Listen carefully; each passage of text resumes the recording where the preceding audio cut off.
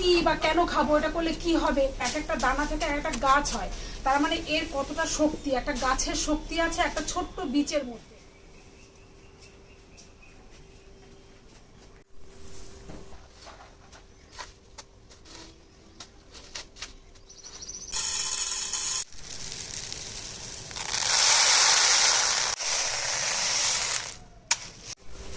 এটা হচ্ছে মটর ডাল, আর এই যে কৌটোটা দেখলে এটা হচ্ছে 250 কৌটো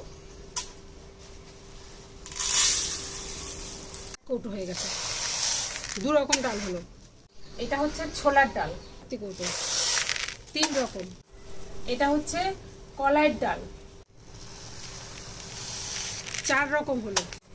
এটা হচ্ছে মুগ ডাল, 5 রকম হলো। খোসা সমেত মুগ, 6 রকম হলো। আমাকে 2টো শসা দিয়ে গেল, আর পেয়ারি দিদি, ওটা পেয়ারি দিদি। চানা ছোলা, এখানে আছে মটর, আর এটা হচ্ছে রাজমা। এই 3টে জিনিস আমি মেশাবো না, এই 3টে জিনিস আমি অন্য ডিব্বায় রাখবো, যদি আমার ইচ্ছা হয় তখন আমি ওটা মিশিয়ে দেবো। 500, সবকিছু 250, আর মুসুর ডালটা দেবো আমি 500। দেখো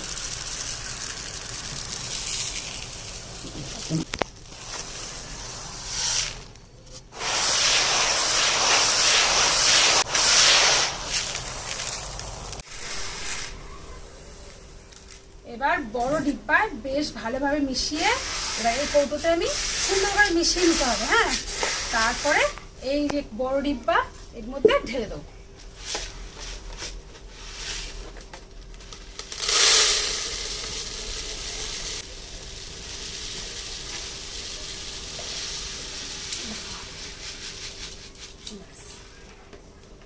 এই জিনিসটা আমি ভালোভাবে আলাদাভাবে বসে সুন্দর করে তোমাদের আমি দেখিয়ে দিলাম। আমাকে অনেকে জিজ্ঞাসা করে কি কি দেবো, এটা আমি এমনি আলাদা করেও সব মিক্সড ডাল আমি কিনে এনে দেখেছি, এর যে স্বাদ সেই স্বাদটা হয় না। বাড়িতে তৈরি করলে যে স্বাদটা পাই, বাজার থেকে মিক্সড ডাল কিনে এনে ওই স্বাদ পাই না। আর এইভাবে সমপরিমাণ মেশানো থাকে না, প্যাকেটিং করা থাকে, মনে হয় যেন কত ভালো, কিন্তু অ্যাকচুয়ালি তার নয়। নিজে হাতে তৈরি করা জিনিসের মর্যাদাই আলাদা। তো এইভাবে এই ডালটা তোমরা খেতে পারো, এটা পুষ্টিগুণে সম্পূর্ণ ভরপুর একদম।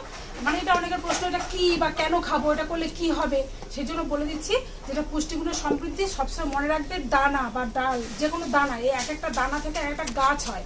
তার মানে এর কতটা শক্তি, একটা গাছের শক্তি আছে একটা ছোট্ট বীজের মধ্যে। দানা জাতীয় বীজ বা শস্য, এগুলো খেলে আমাদের শরীরে বুঝতেই পারছো কতটা শক্তি আমরা ধারণ করতে পারি।